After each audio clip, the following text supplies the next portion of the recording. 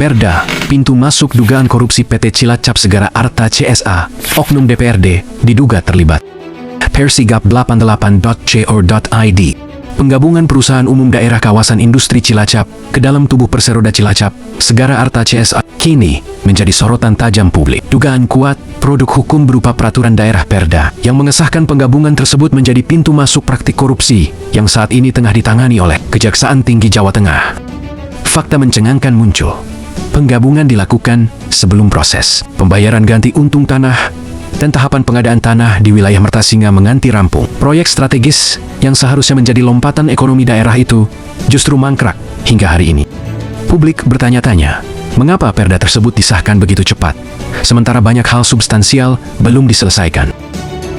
Sejumlah sumber menyebut ada motif tersembunyi di balik percepatan penggabungan Perumda kawasan industri Cilacap menjadi PT Cilacap Segara Arta. Proses tersebut dinilai janggal karena disahkan di tengah polemik pembayaran lahan dan belum tuntasnya proses hukum dan administrasi terkait aset.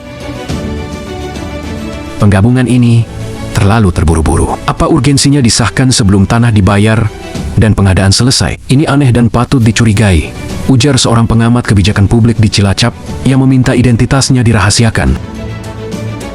Keterlibatan oknum anggota DPRD Cilacap kini turut disorot dalam pusaran persoalan ini. DPRD dianggap memiliki peran kunci dalam mendorong dan mengesahkan perda penggabungan tersebut. Muncul dugaan ada aktor-aktor politik yang bermain di balik layar untuk membuka ruang manuver keuangan dalam tubuh PT. Bisa saja perda ini sengaja disusun agar perusahaan bisa leluasa melakukan manuver anggaran, termasuk dalam urusan pengadaan tanah. Dugaan penyimpangannya kini sedang ditelusuri Kejati Jawa Tengah, kata seorang sumber internal yang mengetahui proses pembentukan perda tersebut.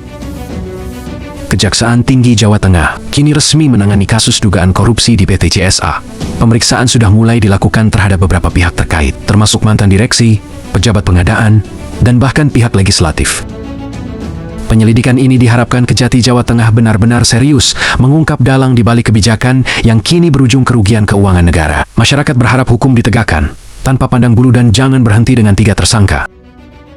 Sejumlah aktivis dan elemen masyarakat sipil di Cilacap mendesak agar perda terkait PT CSA dievaluasi secara menyeluruh. Mereka juga mendorong pembentukan panitia khusus Pansus DPRD Cilacap untuk membuka proses penyusunan perda secara transparan ke publik. Jangan sampai regulasi daerah justru menjadi alat pembenaran korupsi. Jika ada oknum dewan terlibat, harus diusut dan diproses secara hukum. Tegas Agil, penggiat anti korupsi Cilacap.